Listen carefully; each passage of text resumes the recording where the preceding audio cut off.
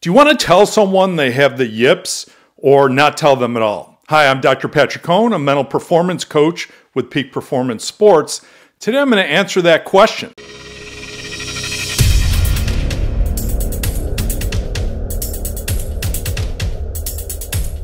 Here's the question I received from John. John says, why tell someone that they have the yips? Doesn't this make things worse when you label the person as having a problem? John, thanks for your question. In my opinion, it doesn't make things worse.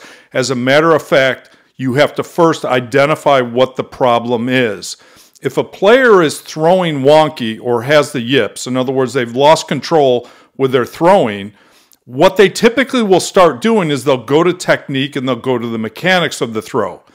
Now, that often can exacerbate the problem when you have the yips, because now the player starts focusing too much on their throwing arm, what their arm is doing in space, and also getting tips from a throwing coach or a pitching coach or from their head coach. Now their mind is filled with lots of information about how to throw the ball or how to pitch, which has been very natural up to this point in time.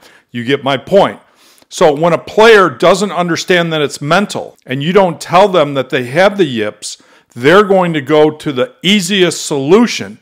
And the easiest solution is to go to what's physical. That's the throwing action and the throwing motion. Now, typically what will happen with catchers, for example, is they'll go to a safe throw where they start lobbing it back to the pitcher because they know that's not going to create problems for the team. But they don't like to throw it that way. It feels very uncomfortable.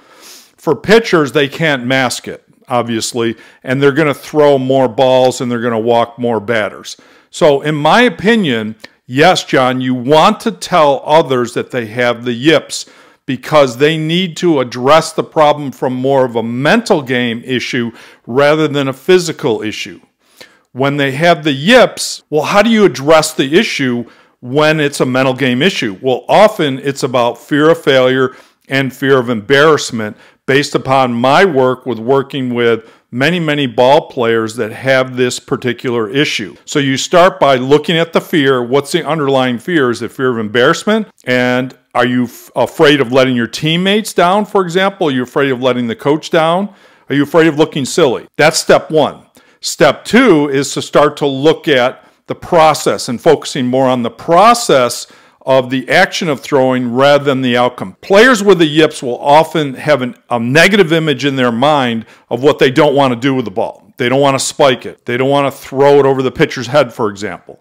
Or a pitcher might not want to bounce it in there. They have this negative image and they're so worried about that bad throw or that bad pitch that creates tension in and of itself. So you have to change the thinking and the thought process around throwing. The next step of that is to help that athlete improve trust in their skills.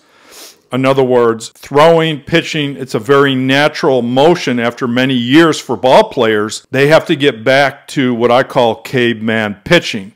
Now, caveman pitching basically means that you're going to throw intuitively and instinctively and stop focusing so much on what the arm is doing. Hey, if you want more information about the throwing yips, check out our specific website about this. It's called throwingyips.com, or you can check out peaksports.com. We have lots of resources for you, lots of videos there at our blog, and you can check those out and get some free tips as well. All right, I hope that was helpful, and I'll see you soon.